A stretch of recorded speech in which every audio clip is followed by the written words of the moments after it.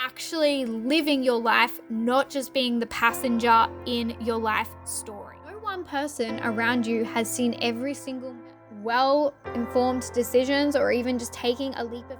Welcome to the podcast for Earth's Conscious Generation. My name is Cass, and I am a holistic embodiment mentor for inner child healing, shadow work, and intuitive development. And I have created this space out of the inspiration to bring thought-provoking conversations around healing, mindset, and growth for you to take back into your home and have available to you for reflection to take your journey of healing deeper. And I can't wait to hear how this all lands for you. You can find me over on my Instagram page, both through Earth's Conscious Generation and Holistic Embodiment Mentor Cass. Hello, beautiful souls. I am so grateful for you joining me for today's episode. We are going to be talking all about self-trust. And I feel like this is so important to highlight because many struggle with this but don't even realize just how much their lack of self-trust is extending out into their life, into their actions, their behaviors, their decision making, everything that is happening in and around them. So today I really want to journey down 5 different ways that you can begin to strengthen your self-trust and become your safest space to explore this life experience with. Today, I invite you to get completely comfortable, grab a notebook, grab a pen, because we're going to be getting brutally honest today and really shedding some layers on what your self-trust is actually looking like and what you need to start stepping into to action and create change to allow yourself to have and experience a deeper level of this self-trust so you can stop outsourcing all of your decisions to other people and start tuning in to that voice within yourself to start stepping out and actually living your life, not just being the passenger in your life story. The first one that I want to explore today is allowing yourself to step back into becoming the beginner rather than immediately outsourcing opinions from external sources, right? Now, of course, there's going to be exceptions to the rule, but if you are doing this for the majority of your decision making, you're actually not in the long term allowing yourself to step back into an empowered state of mind where you're confident with those decisions that you make. You are taking it on a gamble and a belief system that that person's knowledge is going to be superior to your own. Of course, there's going to be exceptions to the rule where people are actually specialized in those fields and we're utilizing them for the appropriate advice. But what I'm talking about today is just getting guidance from your friends, your family, and viewing their opinions as more superior than your own in decisions that you're perfectly capable of making if you just have a little extra context, right? So those decisions, and you'll be able to pinpoint one, but think of a decision where you just felt that you didn't have enough context or you didn't have enough knowledge in it. You weren't quite confident enough in that area to make that decision. You have the opportunity to become the beginner. You have the opportunity to become the student. And there's really not a lot of excuses for this because you can learn so much online on the internet these days through podcasts, through YouTube. It's completely free. There's so many different ways that you can learn. But the benefit to immersing yourself as a beginner and becoming your best resource is these lessons can, although they might change slightly, continue to serve you for years to come, but also leave you with that extra boost of confidence that you are capable of being the beginner and still making a sound decision. You're going to be leaving yourself with an extra boost of self-esteem there and self-trust because you led that path. You weren't the passenger. You didn't take a gamble that played off. You put in the work and it paid off. Becoming your own best resource is the best way to creating this long list of things that you can start to use as tangible evidence that you are reliable, right? That is something that's so important to inner trust, is feeling as though your ego can trust your decisions, as if you are reliable, as if your decisions are good and genuine and going to actually support you. So the more that you lean into this and allow yourself to be a beginner, and you're not going to win every time, but the more that you step in and lean into learning and being the beginner, the more that you then actively make these decisions and navigate these pathways and educate yourself and become your best resource, the more that you are telling your body and your ego that you are reliable, that you're a reliable source of information and opinion to make future decisions. You're going to leave yourself with so much confidence knowing that there have been past situations you were completely uneducated on or not educated enough, and yet you found a way to make it work. You found a way to master a new skill, or you found a way to find the information and make the educated and informed decision. You are building confidence one brick at a time with every opportunity you allow yourself to be the student. I really invite you to reflect today on different situations where you were offered an opportunity to make a decision, but you leant away from that and outsourced it because you didn't feel that you had enough context, but you actually had the opportunity there to take it on as a lesson and integrate deeper confidence within yourself. The second thing to lean into if you want to build deeper levels of self-trust is leaning out and away from comparison. Healing those sister wounds, which I have a class coming up if anyone wants to join in on and find it through my website. Getting in and around why you are seeking something from comparison. Is it jealousy? Is it coming from a place where you feel like you need something to be validated? Really getting to the root problem and the root cause behind comparison so you can eliminate it and get back and get clear with your intentions. Because often when we're acting out of comparison, we are totally off the pathway of our intention. We're fixating our energy on someone else's vision rather than our own, where we can put that energy into our own. Removing comparison is so important. And if you are someone who is a business owner or you are in a creative element, maybe you're an artist or something like that, highly recommend you look into doing short forms of really pulling yourself away from social media, or even like just communicating with people who are in a like-minded space for short periods of time to tune into your own voice. There is nothing wrong with collaboration. There is nothing wrong with inspiration gathering, but it is so important that you're spending more time present in your own voice than in the present of someone else's voice and vision. Less room for comparison because you're leading life from your own vision, from your own intuitive channel, and you're going to, again, lead with more confidence because you are not putting anyone on a pedestal. You are only running in your own lane. So important. Stay in your own lane. Everyone has their own karma. Everyone has their own purpose. Everyone has their own lessons. Everyone has their own past history, their own wounds. There are so many different variables. You cannot simply compare people. Even if they had the same two opportunities, they don't hold the same mindset. They simply cannot be equal enough to have that comparison. So to really clean up that comparison, it's really important for you to have that foundational knowledge around your wounds and your attachment styles and really start to clean things up, start to clean up your sister wounds if you have any, and really get to the root reason behind why you're leaning into comparison. And then again, come back and circle around and get clear on your intentions again. And your intentions, if they are strong enough and they value and that they mean enough to you and they're of great enough value to you, they are going to outweigh being in comparison. And you're going to feel like you can confidently stay in your own lane, and not just stay in that lane, but power forward in that lane in an empowered, confident mind. Again, when you do this, you'll be surprised just how much is coming through your own channel from sitting within your own energy without other people's influence.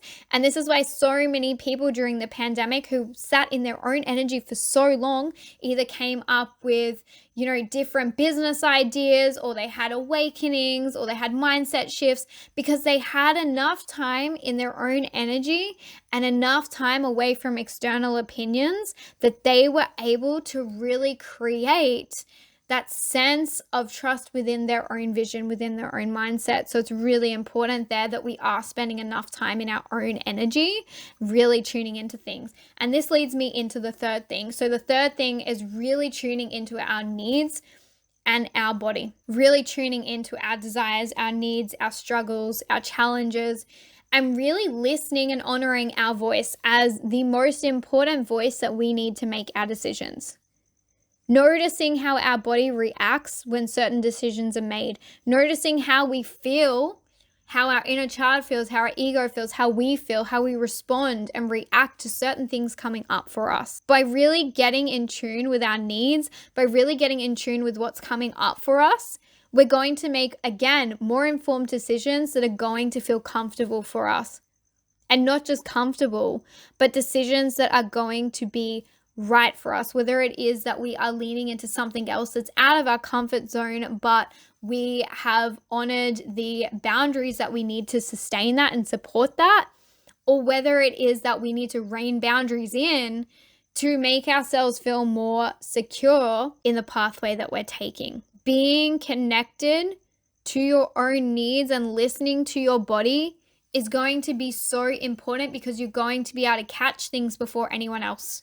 You know yourself deeper than any other person ever will. You know the context of every single thing. No one person around you has seen every single moment of your life and every single process that's gone through your mind. No one person has seen things through your vision for every single second that you have been on this planet. That in itself holds power. You know deep down every single little detail of your life and can make more accurate decisions for yourself if you lean in to what your needs are. Now, of course, this requires a level of inner work because you do actually need to know if your needs are coming from a healthy space or not. But again, you are your best resource. You know yourself inside out. Lean on yourself. Lean on the knowledge and the reflection work that you can do to support yourself going forward. This leads me to the fourth of 5 different ways to build deeper self-trust. And this fourth one is coming down to becoming reliable. How reliable are you for yourself? How many times do you sabotage promises that you made yourself? How many times do you skip self-care? How many times do you prioritize someone else's needs over your own? How many times do you choose you? Are you your most reliable support? Really get clear on this today of whether or not, if you are supposed to be your number one safe space, are you in a position to be your number one safe space? Are you prioritizing emotional regulation so you can respond to things and support yourself properly? Are you spending the time to take care of yourself so that you're not becoming overstimulated? Are you speaking positively towards yourself? Are you listening to your needs? Are you listening to the health requirements of your body? Are you reliable? When we are reliable for ourselves, our ego trusts us to make decisions. Think about it. Think about an employee. If this was someone who shows up late every day, who doesn't have very good personal hygiene, who comes in having had 4 cups of coffee before 8 a.m. in the morning, they're completely dysregulated and overstimulated, are you going to trust them to make the decisions? Probably not. Not unless it's your only option. So I want you to get clear with yourself today. Are you your own reliable resource? Do you have things that you need to clean up to become reliable to supporting yourself in these decisions? What is it that you need to step into or step away from to become more reliable for yourself, to create deeper sense of self-trust within the decisions that you're able to make? This is heavily going to highlight whether or not you are living a life of stability and self-care. 2 very key things to having self-trust. These are going to be really important to reflect on And if you don't feel that you're in a moment of your life with stability, then your ego is going to be so much more protective that it's going to be really difficult to make decisions without a flood of limiting beliefs coming up. To make confident decisions, you really need to become reliable and really focus on creating the foundations around you that are healthy. Looking at the supports that you have, looking at your lifestyle. Is it stable? Is it sustainable? When your foundations are stable, you will feel safer to make decisions because you know that what you're landing back on, if it backfires, is still going to be okay. It's not a gamble. You're not going to lose everything. You're just going to land back in your foundations and it'll feel okay to do that. You will be more likely to go all in on yourself, to bet on yourself, to make decisions that could highly pay off for you if you know that your foundations are stable. This is extremely important, especially when leaning into new relationships, new jobs, new connections. It's so important to feel like your foundations are solid for you to be able to take any form of gamble on yourself. This leads me to the fifth and final way to lean into deeper self-trust. The fifth and final way that you can lean into deeper self-trust is through journaling and looking at the evidence. And I'm really quickly going to explain how to do this, but today I really invite you to either grab your journal or a notebook after this episode, and I really invite you to reflect on this question. What times in my life can I think of that I prioritized myself, put myself out there, and took a leap of faith, and it paid off? What opportunities did I have to make decisions that paid off for me? I want you to reflect on this because so often we are so caught up in the go, go, go of daily life, the next task, the next manifestation, the next deadline. And whenever we complete something, we check it off on a checklist and we don't take time to actually recognize it as a win. We don't take time to recognize the efforts that went into it. So it's really important that when you are getting evidence of making well-informed decisions or even just taking a leap of faith that's paid off for you, reflect on it. Add it to your evidence for your ego.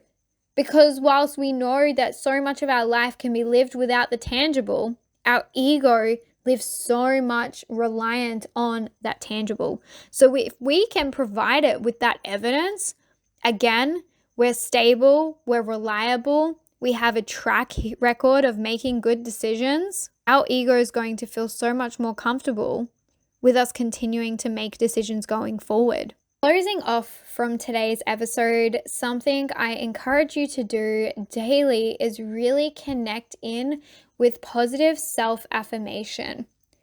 Spending time to really acknowledge how resourceful you are, to really acknowledge the incredible things about yourself. Again, just emphasizing this self-confidence within you, that you are reliable, that you are worthy of making your own decisions, that you don't need that external validation because you have a track record of being able to make these on your own. And the great thing about this is in the moments that we do need to lean on support, that we do need to lean on guidance, it's not going to create comparison between us and them when we haven't made that decision, because we know that we have been capable so many times of making decisions, and it's okay to outsource this once, because we're not outsourcing our power from a lack of sense of trust. We're outsourcing it because we know that someone can support us further and deeper, and we can work with them, not have them do the work for us. Thank you so much for listening this far. I would absolutely love to hear how you go with this reflection work and how this episode landed for you. You can find me over on Earth Conscious Generation over on Instagram. Find a post, leave me a comment. I cannot wait to hear what you thought about today's episode, and I really hope to hear from you in future ones. Have an amazing week.